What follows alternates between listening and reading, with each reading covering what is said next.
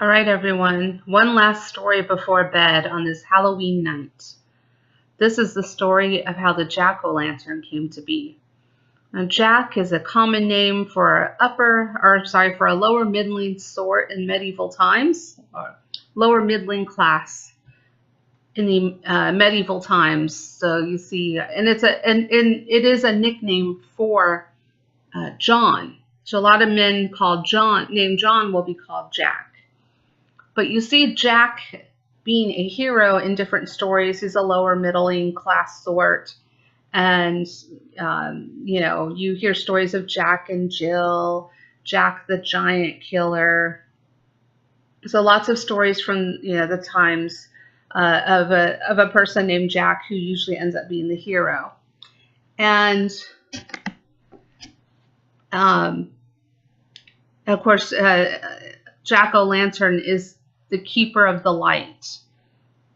So keeper of the light, keeper of the lantern, Jack-o'-lantern. So that's where we get Jack-o'-lantern. Jack is the keeper of the lantern or the light. So Jack-o'-lantern, keeper of. Anyway, Stingy Jack is how he's known. He's also known as Drunk Jack because he's drunk all the time. And I like to think he's Wise Jack as well. And because he outsmarts the devil twice. But the story goes that stingy, drunken Jack has caught the eye of the devil, and the devil wants to drag him down into hell. And Jack, being a drunk, wants to have one last drink before he goes to hell. The only thing is he doesn't have any money to buy the drink. So he convinces the devil to turn himself into a coin so that he can pay for his last drink before being dragged to hell. And the devil turns himself into the coin, and Jack takes the coin, puts it in his pocket next to a cross, trapping the devil in the form of the coin. Now, this might sound like a happy ending, except that Jack makes a bargain with the devil that he will release him from the cross as long as he does not bother him for 10 more years. The devil agrees. 10 years later, Jack is in a field. The devil comes back to claim Jack's soul. And Jack says, up there, up in the tree, I want one apple before I get taken with you to hell. I just want to have one last apple. And so the devil climbs the tree to retrieve the apple for Jack. And while the devil's in the tree, Jack carves a cross on the tree, trapping the devil in the tree. Jack then makes a deal with the devil. He says, I will let you go. I will help you out of this mess if you promise to not bother me again. And the devil says, the devil agrees. He says, I will never let you into hell. So when you die, you are not going to hell. So devil is set free. A few years later, Jack dies. And when he's set to those pearly gates, he is turned away from heaven for being a sinner. Being turned away, he goes down to speak with the devil. And the devil tells Jack, I'm keeping my word. I'm not letting you into hell. You are not allowed into hell. I promised I would never bring you here. So Jack has also been rejected from hell.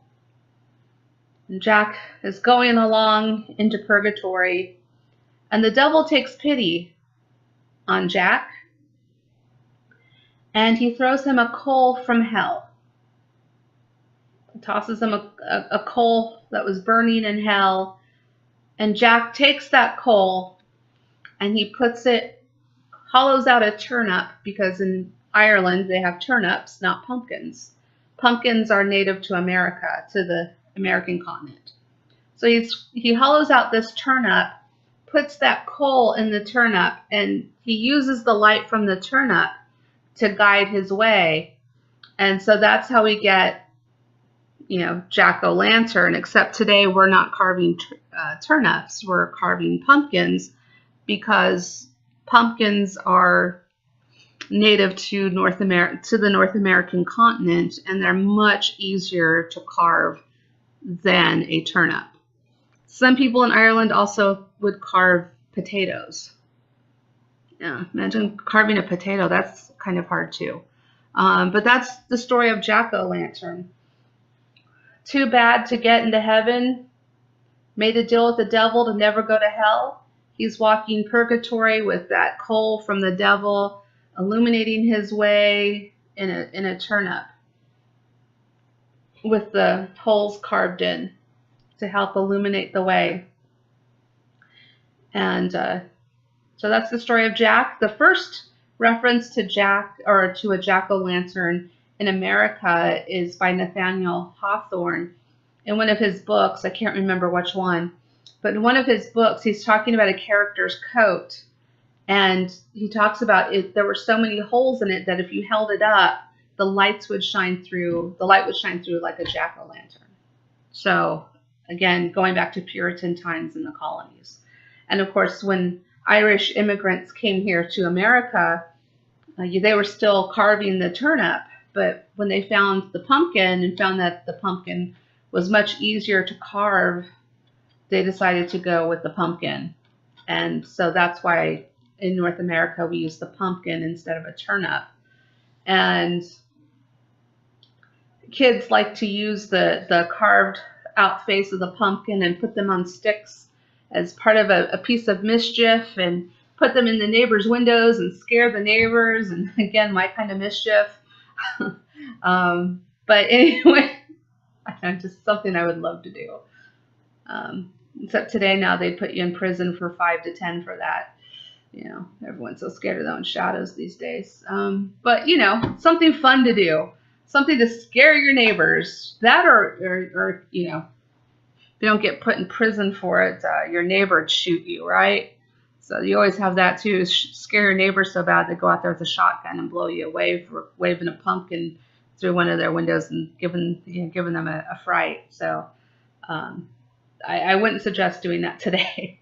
But anyway, so that's how the jack-o'-lantern came to be in America, and the story that originated the jack-o'-lantern. And lantern, of course, means light, lamp. And going back to the devil, the other word for the devil is Lucifer. Lucifer means the light. So maybe he's carrying and since the coal came, the light source that Jack is using comes from hell, maybe Jack is carrying around the light of Lucifer. At least that's the way I like to think of it. It's actually Lucifer's light, not a jack-o'-lantern. Maybe light o' Lucifer or something. But it is getting late. I am getting sleepy. My eyes are starting to drop. I hope you all had a very, very wonderful Halloween, and I will bid you unpleasant dreams until we meet again. Have a good night. And I know there's more to cover, and I'm saving some of those for next year. Hobgoblins are on my list. Fairies are on my list, but I'm going to save them for next year. So, unpleasant dreams, my friends.